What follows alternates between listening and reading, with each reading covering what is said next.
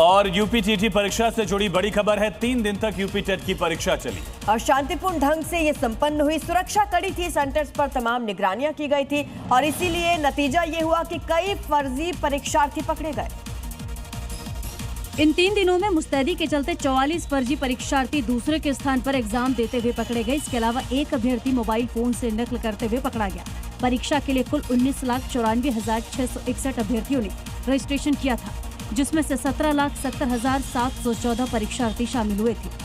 प्रदेश के 60 जिलों में बनाए गए 955 परीक्षा केंद्रों पर परीक्षा हुई। इस परीक्षा का आयोजन पहली बार शिक्षा सेवा चयन आयोग की ओर से किया गया था। राम मंदिर पर चढ़ावा चोरी के बाद उत्तराखंड के बद्रीनाथ धाम में चढ़ावा और दान राशि में कथित हेराफेरी के आरोप लगे। इनको लेकर मंदिर समिति ने जांच का भरोसा दिया और मंदिर समिति इसकी जांच करवा रही है, क्योंकि दावा किया जा रहा है कि चढ़ावा चोरों ने भगवान विष्णु के घर को भी नहीं छोड़ा। आरोप लग रहे हैं कि बद्रीनाथ धाम में चढ़ावे की गणना के दौरान हेराफेरी हुई है। मामला गंभीर है, इसलिए बद्रीनाथ केदारनाथ मंदिर समिति ने आंतरिक जांच के आदेश दिए हैं। जांच कमेटी भी तत्काल प्रभाव से जांच कमेटी बना दी गई। ये मामला उस वक्त सामने आया जब बीकेटीसी के अध्यक्ष के कथित निजी सचिव पर दान की चोरी के आरोप लगे और इसका सीसीटीवी सबूत होने का दावा किया गया। सनातन धर्म के लिए एक बहुत बड़ा आघात है।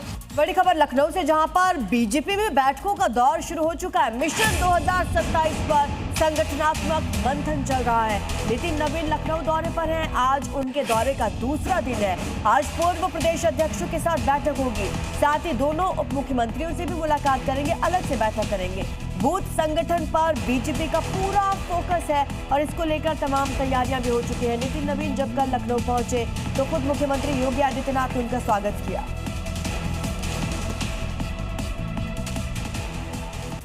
बीजेपी के राष्ट्रीय अध्यक्ष नितिन नवीन ने मुख्यमंत्री और दोनों उप मुख्यमंत्रियों की मौजूदगी में यूपी के सांसदों और विधायकों के साथ बैठक की और हिदायत भी दी कि जो नेता प्रवास नहीं करेगा वो अपना पद छोड़ दे। नितिन नवीन ने कहा कि संगठन महामंत्री को अपने पूरे महीने के प्रवास के सबूत के साथ पूरी रिपोर्ट हर पदाधिकारी को देनी होगी। साथ ही ये भी कह दिया कि जनता के बीच प्रवास करना अनिवार्य है। बैठक का फोकस 2027 विधानसभा चुनाव था, जिसमें ये कहा कि मेरिट बेस्ड उम्मीदवार चयन होगा और साथ ही एंटी इनकम्बेंसी को कम करने पर जोर देना है। इस बैठक में ये भी कहा गया कि 10 जुलाई तक जिला अध्यक्ष, क्षेत्रीय अध्यक्ष मोर्चों की पूरी टीम बनानी होगी।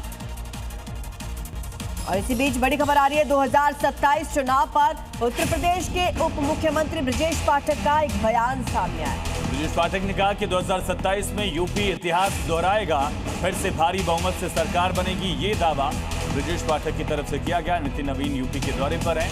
इसी दौरान उप मुख्यमंत्री ने बड़ा दावा किया।